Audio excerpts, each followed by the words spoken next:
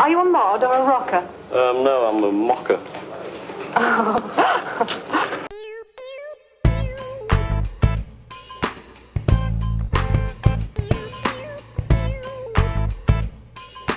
Say, kids, what time is it? Ladies and gentlemen, welcome to the Mr. Pitiful podcast.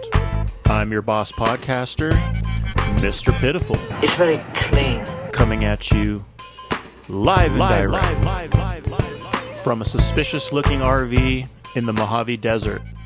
Welcome. So if you are new to the Mr. Pitiful podcast, basically what I do here is I just tell true stories about my life, and here we go. So one of the number one questions I get once people know my background is, what is Paul McCartney like in person? Inquiring minds want to know. I want to know. So I was hired to work at a pretty major Hollywood recording studio back in the day. And I want to be abundantly clear, I was not hired as an engineer. I was not hired as a producer. I was hired as a production assistant with the hopes of working my way up to an engineering position. And basically what my role was to get food and get coffee. And I was like a client liaison and a studio liaison. So basically you take care of the clients and you take care of the studio. And that's pretty much it. So when I got hired to work at the studio, I was getting trained the first couple days and all anybody talked about was Paul McCartney. And everybody was like, dude, you just missed out. Paul McCartney was here for however many weeks, however many months. You just missed him. He just left. But don't worry, he's coming back in I think the spring, right? And the studio was just abuzz with the last, couple weeks or couple months, however long he had been there. So I pretty much had the date marked on my calendar when he was coming in. Now, I was a pretty big Beatles fan, not going to lie. I mean, how could you not be? But back then, I was kind of more of a hippie, like a deadhead. So I was kind of more into the Beatles in the context of the psychedelic stuff, the Sgt. Peppers and that sort of thing. The irony nowadays, as an old man, I'm actually more of an old 60s British mod. So I'm kind of more into the context of the early Beatles when, they wore suits and they sort of covered old kind of R&B songs and soul and Motown songs, sort of like Please Mr. Postman and Anna Go to Him and stuff like that. So either way, I was beyond stoked at the even idea that I was going to meet Paul McCartney. The way the studio worked when you were a PA is basically you worked 6 weeks on the morning shift, and then you were rotated every 6 weeks to the night shift. So when Sir Paul was coming in, I just so happened to be on the morning shift. And I'll never forget the first time I met him. I mean, this is just burned in my brain, people. So it was about, I want to say 11 a.m. in the morning. I was in the reception area behind the front desk with our receptionist, and I was counting a big wad of petty cash. And the front door just flies open. Now, one thing to know about Paul McCartney is when this man enters a room, he enters a room. That room stays entered. Door flies open, and just the way he carries himself is just crazy. I mean, this man's spine is just ramrod straight. And it's not a cocky or an arrogant thing. It's a very self-assured thing. And, keep in mind, this man is, a working class, lad from Liverpool who is now a knight and a billionaire and probably the biggest rock star on the planet. So if anybody has been treated like gold his whole life, it's this man. And it definitely comes across in the way he carries himself. But that front door flies open and in walks the man himself, and my jaw is already on the ground. So we hit the buzzer to let him in through the front door, and he comes right into the reception area and walks right up to me and just starts giving me a little shoulder rub and a little pep talk. Hello, mate. Did you get any sleep last night then? Don't work too hard that. I can't do a Liverpool accent. I'm a Yank, so please forgive me. But he's literally big upping me hey, bro, take care of yourself. Get some rest, And I'm just completely shocked. And then he walks out of the room, and me and the receptionist are freaking hugging. And I don't get really starstruck because I grew up around this stuff for the most part, and I just kind of treat everyone the same because it really, at the end of the day, we're all people. So I kind of treat the CEO the same way I treat the janitor, but this was different. The only way I can describe it, it was like somebody turned the thermostat up in the room 30 degrees. I shit you not, I was like pulling at my collar and like fanning myself and having a little trouble catching my breath after this happened. So Beatlemania is a real thing, people. I understand it now to the fullness. So what was weird to me was the effect that Paul McCartney had on not only myself, but other people. The entire studio was just like walking on a cloud when he was around. The whole vibe in the air was different. And I have this big philosophy about how like attitudes are contagious. And the man certainly has a very positive attitude. But I'll tell you what, he even affects people that he doesn't even meet. So example was one of the big things about Paul McCartney, and if you're a fan, you probably know this, is like he's a pretty hardcore vegan, right? And what vegan actually means is you don't mess with animal products at all. So you don't eat butter, you don't eat cheese, you don't eat honey, you don't wear leather. You know, it's a pretty big thing. And since our job was like procuring food for these people, his entire food list was all a bunch of like esoteric vegetarian and vegan options. And the dudes I worked in the studio were getting annoyed because they weren't familiar with any of this stuff. However, I was a vegetarian for a very long time, a very devout vegetarian, and I was familiar with all this stuff. So I remember one day one of my coworkers is like looking at the list and he's like, "What's a shiitake mushroom?" I go, "Bro, it's shiitake, give me that." And I start going through it and I'm like, "Yeah, I know this. And what they had decided, since I was familiar with all these products, is I was going to be the official food shopper for Paul McCartney. So there was this little kind of boutique grocery store in West Hollywood. I can't remember the name of it, but basically my job was to go there every morning and pick up the stuff on this list. And a couple of the things were sort of like deli items. So they would call ahead and like say, "Hey, this dude's coming to pick up this stuff. By the way, it's all for Paul McCartney, so make sure it's tip top." So the first day I walked in there, when they figured out who I was and who I was shopping for, the entire vibe in the store changed. I was freaking treated like royalty gold. Like, I know what it's like sort of by proxy to be a Beatle now. I'll tell you, I walk in there and it was almost like Coming to America where they throw rose petals at your feet. "Oh, good morning, sir. How are you? Welcome to the store, right this way." And everyone in there was just like kissing my ass. It was crazy. So it's like, you don't even need to meet Paul McCartney to be like affected by whatever it is he has. Because I tell you, it was quite something to be some young kid making like minimum wage and all these, you know, people at this grocery store are just treating you like gold. It was quite something. One of the interesting things about Paul McCartney is this man has never met a stranger. Okay. He will literally just walk up to anybody and start chewing their ear off. And I've seen him do it multiple times. And the funny thing is I've spoken to him a lot. I spent, probably a good 6 months with him. And to be honest with you, I don't think I ever said a single word in the conversation. For one thing, I was very introverted and quiet back then. But the other thing is I was like there to learn, right? And you don't really learn by talking. And he would walk up and start going on about something or telling a story. And I would just sit and listen and smile and nod. But like out of all the times I've ever interacted with him, I don't know if he's ever even heard my voice, to be honest. It's very interesting what a friendly, gregarious guy he is. Now, I used to do music stuff, like as an engineer and a producer in like LA and Hollywood and stuff in the Valley, but I also used to do stuff in Orange County once in a while. And even though they're very close to each other geographically, they're very much diametrically opposed in terms of culture.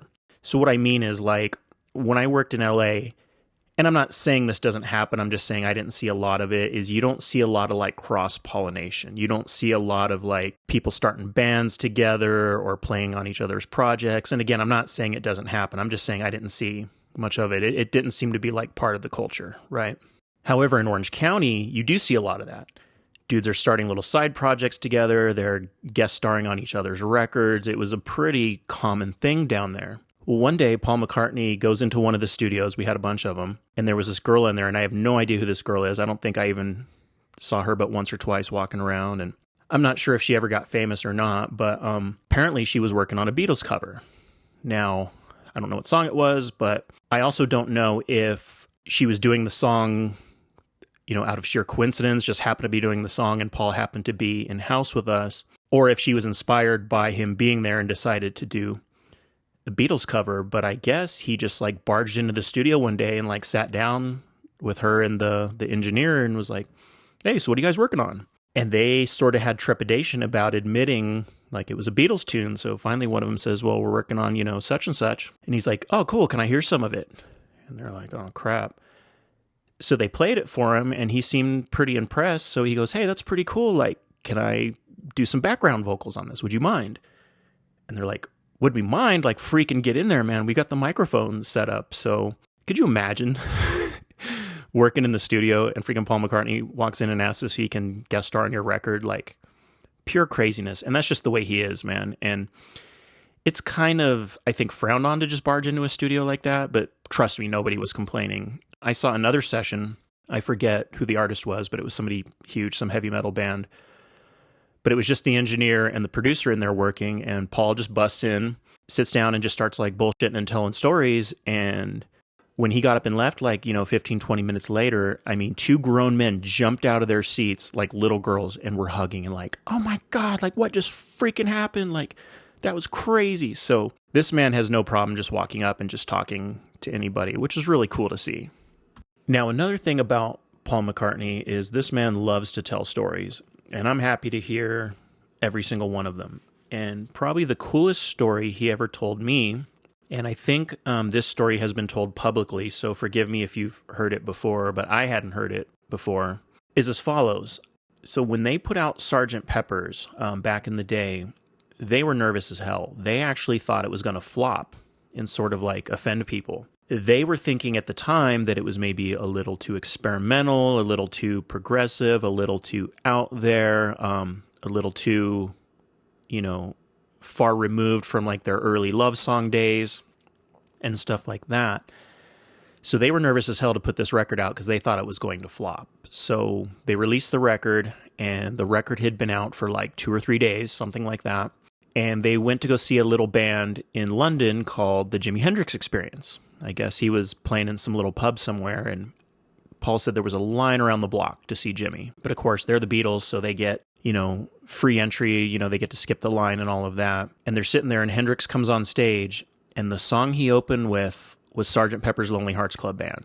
Now, keep in mind, this record had been out, less than a week. And Paul said at that exact moment, he knew that Sgt. Pepper's was going to be a smash, just based on, Hendrix opening with that tune. So that was a pretty cool story to hear from the horse's mouth. Now, one of the funniest encounters I ever witnessed with Sir Paul is it was like a weekend, and I think it was like late summer, and it was kind of slow for us. I mean, we were usually busy pretty much every day, but for some reason it was like a Sunday, like late afternoon, and it was kind of slower. And part of our job was when our receptionist was gone, one of us had to watch the front desk. And there were usually about 3 or 4 of us on duty at any given time. So I happened to be the dude manning the front desk. Well, one of the engineers comes up to me with a box of Mariah Carey tapes and is like, hey, do me a favor, call the tape courier service and have these, tapes shipped over to such and such studio. So that's what we do when we're transferring magnetic media around. We hire professional people that are licensed and bonded and insured, because these tapes are worth hellified money, or at least potential hellified money. And you can only imagine what a box of Mariah Carey tapes is worth. So they don't trust a bunch of dudes my age making $7 an hour to do this job. So I call the tape courier, arrange the pickup, and then I say about an hour later, the front door opens, and this like old black lady walks in with her little like grandson, and she must have been like comfortably in her 70s, and little man, he must have been about 5 years old, I'm guessing. But I was confused because I did not recognize her, but also she wasn't wearing any kind of uniform or anything. So I was like, who is this lady coming into the studio? Well, she presents her credentials, and I realize she's the tape courier. And I guess she was out on the weekend running her errands, but happened to be on call. And like her pager went off, and they're like, hey, and there's a pickup. So I could tell she was annoyed that she got called on her day off to do this pickup. She's out shopping. She's got her little, grandbaby that she's babysitting. So she's not like in a great mood. So when you do these tape transfers, there's a lot of paperwork to fill out. So I get her started on the paperwork and I'm sitting there chilling.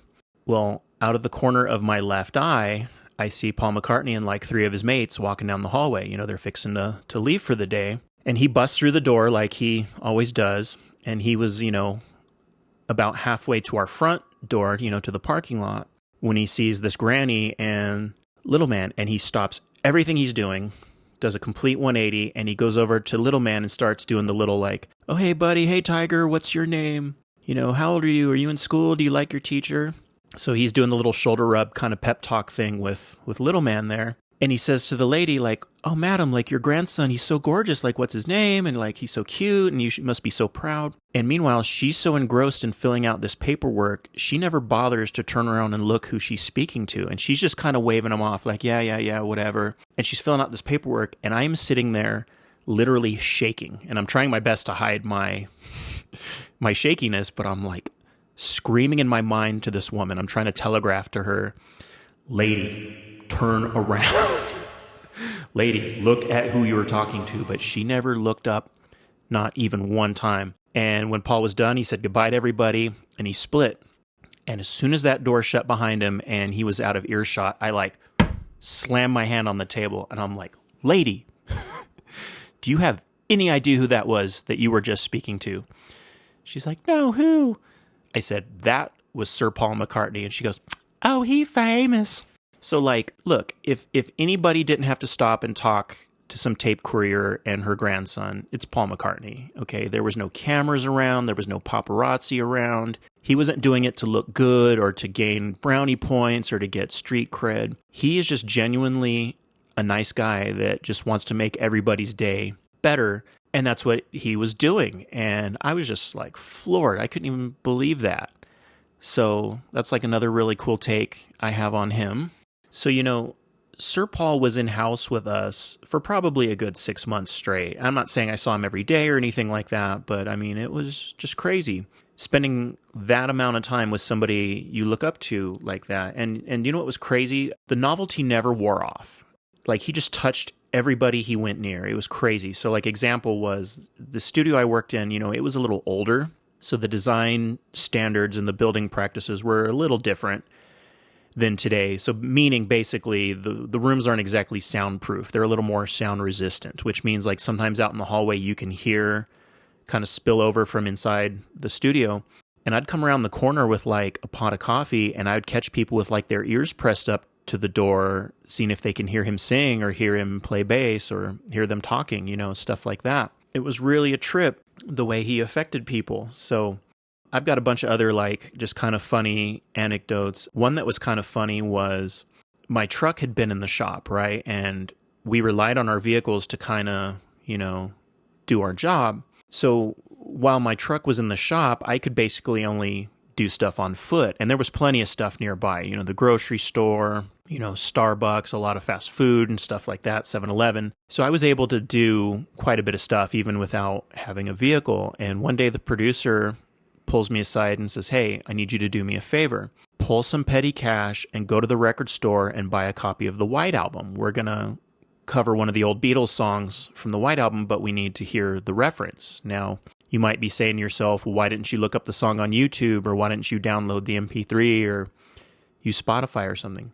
We didn't have any of that stuff back then. So the only record store that was within walking distance was about 2 blocks up. So I walk over there and I start thumbing through all the CDs and stuff, and they don't have the White Album. And I'm like, crap. So I figured, well, let me ask them. Maybe they got one in the back or something.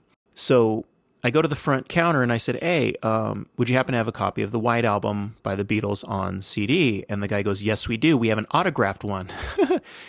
And he hands this thing to me, and it's like pretty expensive. I think it was about $100, but it had, I think, like 3 of the 4 signatures on it. But I was in a pinch because the other record stores were too far away to walk to, and, the record label's paying for it anyway, so I said, F it. So I bought this CD, and I told the guy at the front desk, I said, bro, if you had any idea who I was buying this CD for, you would fucking never believe me. You would laugh me out of the room. So I thought that was kind of funny. I don't know, incidentally, what tune they were covering, but I digress. Paul's just a really down-to-earth guy. He's never lost sight of those working class roots from back in the day. One of the stories I remember is the producer was working on something and they wanted this like drum part, but they felt like using a foot with the, drum pedal, the drum mallet, they felt like using the foot would be a little too heavy-handed. They wanted like a lighter touch. So the producer suggested we should get somebody on their hands and knees to play, the bass drum with their hand. Like, I wonder who we could get to do that. And Paul's like, why don't I just do it? And again, I wasn't in the studio and did not witness this, but I heard this, secondhand. But my understanding was he literally got down on his hands and knees and played the bass drum with his hand. Like, what billionaire rock star would ever do that? So I just think that says a lot about his character. So, he just really likes to sort of hold court and just talk. And I remember, when I worked in the studio, we kind of had two divisions that were pretty separate, although it all happened kind of like on the same property. We had sort of like the audio and music division, and then we had sort of the film and video division. And they hated us, the film and video people. They could not stand us. It was like during the Christmas parties, like as a good example, the Christmas parties there reminded me of a junior high school dance. But instead of the boys on one side of the gym and the girls on the other side of the gym, it's like the music people on this side of the room and the film and video people on this side of the room. And we never cross-pollinated. I never got to know any of them. But what's hilarious is one day I was outside eating lunch, and Paul McCartney comes out and sits down at the table with me and just starts grubbing with me and, telling stories. Well, all of a sudden the table starts filling up with all the film and video people because they're trying to, get their Sir Paul time in too. And I remember feeling kind of pissed off about that because it's like, yo, you people hate us. Like, fuck off. Like, go away. So it was kind of funny, again, just to kind of see the way he affected everybody around him. Now, what's super interesting is I abandoned the audio career about 6 or 7 years ago. Retired from all that stuff now. I have switched to customer service. And one could say that like all jobs are customer service. Okay, fair enough. But I really do work in customer service. I work with like the 1% of the 1%. And I'm damn good at my job.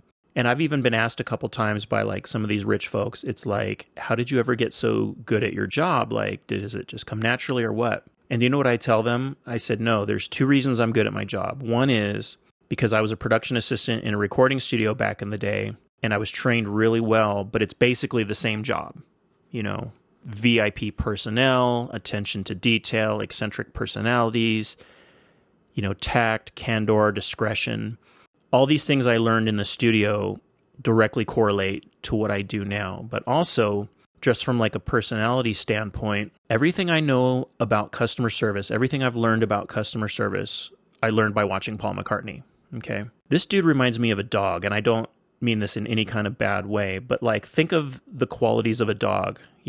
Consider the qualities of a dog and why we like them so much. Mainly is dogs are stoked on everything, and they're always happy to see you. And that is exactly Paul McCartney. I mean, he's got this great attitude. He's stoked about everything, and everybody's like his buddy. And he's just super happy to see you, super happy to talk. And I used to be a very introverted, very quiet person. So if you would have told me that, 20-something years later, I'd be working with all these like exclusive people and I'd be like chatting everybody up and cracking jokes and doing all this kind of stuff, I would never believe you. Now, think about the difference between sort of what I would consider loud people versus like quiet people, right? Like you're in the bar and some loud dude walks in. Hey, buddy, what the hell? Have a beer, blah, blah, blah. Like, what's going on with that guy. So he doesn't scare you, But consider the guy who sits in the corner and doesn't say anything and doesn't talk, the quiet guy. You're scared of him because you don't know what's going on with him. I was that guy. And a big part of how I came out of my shell was just spending time and observing Paul McCartney. So I remember one time in the studio, we were off the clock, but we were still there, and David Lee Roth was having a party. And we were all just hanging out and drinking, and like I was holding court and, cracking jokes and talking shit, which was a little outside of my wheelhouse, but, I could do it when I want to. And one of the guys finally says to me, I've been working with this guy for weeks, is like, you know what, dude? you're actually like a pretty cool dude. We just thought you were some weirdo who didn't walk around and talk to anybody. And that really set me straight, because the problem with reality is it doesn't matter what reality is. It matters what people's perception of reality was. And I kind of got a reputation for being a little weird because I never talked. But again, one, I was a very quiet introvert, but two, I was there to learn, and you don't learn by talking. So I am very successful today in my current job because of the studio and because of Paul McCartney. So in closing, I really just want to say that Paul McCartney is hands down the nicest guy in rock and roll, period. I also want to give a shout out to his band, because they're also great guys too. His drummer is Abe Laboriel Jr., the sweetest, nicest man you will ever meet in your life. Will take the time to talk with you, even if he's busy. Just very warm, very friendly guy. Rusty Anderson, his guitarist. Super cool dude, total rock star, but all the good traits of a rock star and none of the bad traits of a rock star. And I want to give a huge shout out to David Kahn, who is the producer. David Kahn actually had like a residency with us, so he was there, the entire time I worked there in his little production suite. And this man is an absolute genius. I always love talking with him because he's very intelligent, very well-spoken. All those big hit songs by Sublime, he was the genius behind all of that.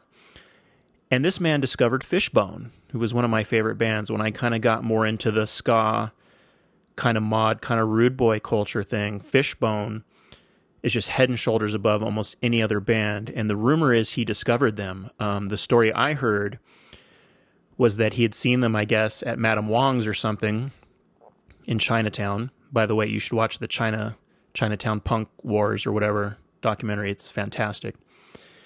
But I guess he had seen Fishbone at Madame Wong's a few times and was completely blown away.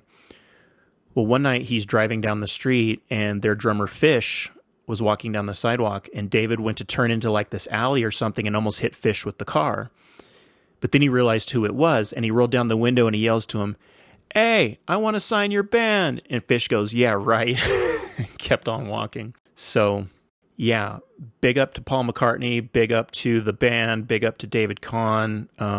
All of you guys made an indelible impression on my life, and even though working in the studio was very difficult and very much a grind, and the pay sucked, a lot of the experiences I had with you all changed my life and made an indelible impression on me. So I would not be the person I am today if I had not, spent so much time with all of you. So I really appreciate you all. And for the listeners, if you like what I'm doing, this is pretty much what I do, is I just tell stories about my life in Hollywood and all of that. So please like, comment, and subscribe. It really helps the channel. And tune in soon for more real Hollywood and Aspen stories with your boy, Mr. Pitiful. Peace. Ladies and gentlemen, we are experiencing technical difficulties. Please stand by.